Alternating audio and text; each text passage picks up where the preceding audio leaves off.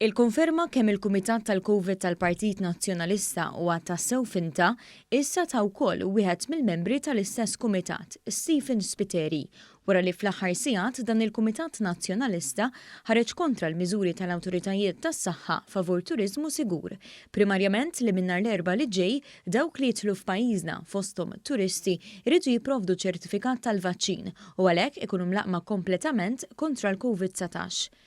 Fil-Kunsill Ġenerali tas-Sebt filgħaxija, il-Kap Bernard Grech ukoll uża d-diskors tiegħu biex joħroġ kontra id-dħul biss f'pajjiżna biċ-ċertifikat tal-vaċċin. Madankollu il-kelliem tal-Oppożizzjoni għas-Saħħa Stephen Spiteri, wieħed mill-membri tal-istess Kumitat tal-Partit Nazzjonalista tal-Covid, għal mod ieħor minn dak li qal il-Kap u kompla juri kemm il-Kumitat ta' Bernard Grech huwa wieħed finta u lanqas jiltaqgħu jitkellem fuq sempliċi stqarrija aħseb wara biex iressa il-proposti. Fuq il-paġna tiegħu fuq Facebook, Stephen Spiteri għamilha ċara li t-turisti li jidħlu f'pajjiżna għandhom l-ewwel ikunu mlaqma. Bħalu għamel il-Viċi Kap Nazzjonalista Robert Arrigo li ma derx fil-Kunsill Ġenerali tas-Sibt li sar f'Għawdex. Only double vaccinated EU green light permits allowed in, saħaq il-kellim tal-Oppożizzjoni għat-Turiżmu Robert Arrigo li mhuwiex sigriet magħruf li lealtà tiegħu lejn l-eks kap Adrian Delija kienet waħda aktar ferventi minn dik lejn il-kap attwali Bernard Grech.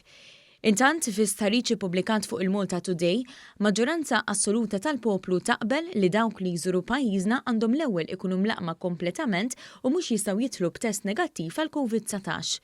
Fl-istħarriġ li sar lejn l-aħħar ta' Ġunju u l-bidu ta' Lulju, kważi 96% li wieġbu għal dan l-istħarriġ qalu li f'pajjiżna dawk li jidħlu għandhom l-ewwel ikunu mlaqma kompletament.